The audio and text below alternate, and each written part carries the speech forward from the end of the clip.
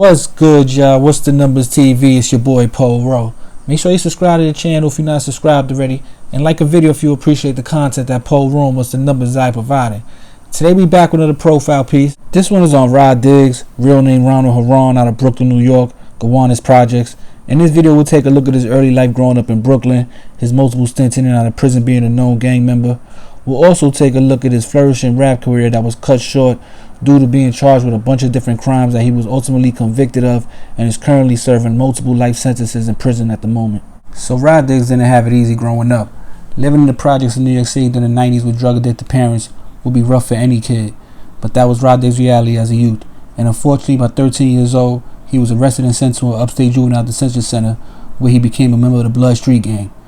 After being released at the age of 16, Rod Diggs returned to the projects and started selling drugs after receiving some tips and guidance from his older cousins who were already dealing in the neighborhood. But when a beef with a gang from the nearby Wyckoff projects kicks off, Rod Diggs is forced to hide out after learning that the police are looking for him in regards to a shooting.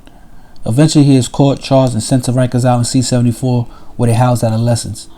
Known as a gladiator school for teens, is where Rod Diggs started to establish himself more in the Bloods gang, particularly his murderous Mad Dog set.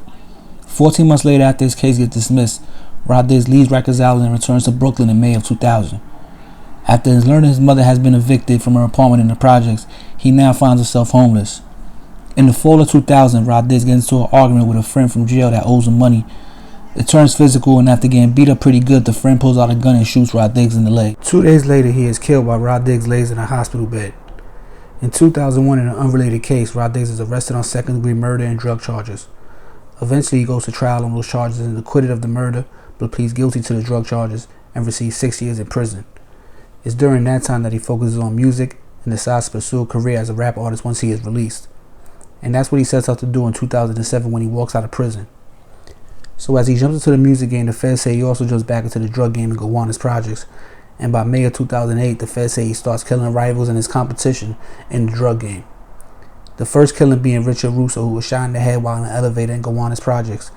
Next, they say Rod Diggs after trying to expand to Wyckoff houses shoots and kills Victor Zapata after he learns that Victor ordered the shooting of one of his lieutenants for selling drugs in Wyckoff Projects. Now, while all this is going on in the streets, Rod Diggs during the same time is able to start building a nice buzz on the hip-hop scene in New York City. After dropping mixtapes and videos on his own, he starts gaining interest in certain music circles and links up with Uncle Murder and Waka Flocka to form a group called the Murder Team. They film a video for a song called Live by the Gun with all three of them writing Gowanus Projects during the summer of 2010. But the momentum musically is only short-lived because in October 2010, Rod Diggs is federally indicted on drug charges for his operation he was said to be running in the projects. Then in February of 2012, he is indicted again on 3 murders, the 2 mentioned earlier, plus the one he beat at trial. They decide to retry the case on the federal level. Eventually he goes to trial and is again found guilty on 21 federal charges and is sentenced to 12 life terms plus 105 years. He's currently serving his time at the Supermax prison in Florence, Colorado. It's a classic case of what could have been if Rod Diggs could have stood out of jail long enough to succeed musically. But when you've been going to jail since your early teens with drug addicted parents, sometimes it's easy to become a product of your environment. But yo, it's What's the Numbers TV.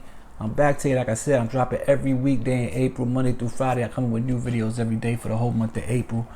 And check us out all month, man. We got 23K subs. I'm trying to keep growing. Appreciate every one of y'all. Check the Instagram out. We trying to grow over there too.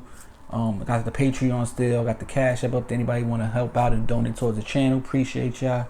But besides all that, man, like, share, subscribe, and I'll be back before you know it, man. It's What's the Numbers TV. It's your boy Paul Rowe. I'm out of here. Peace.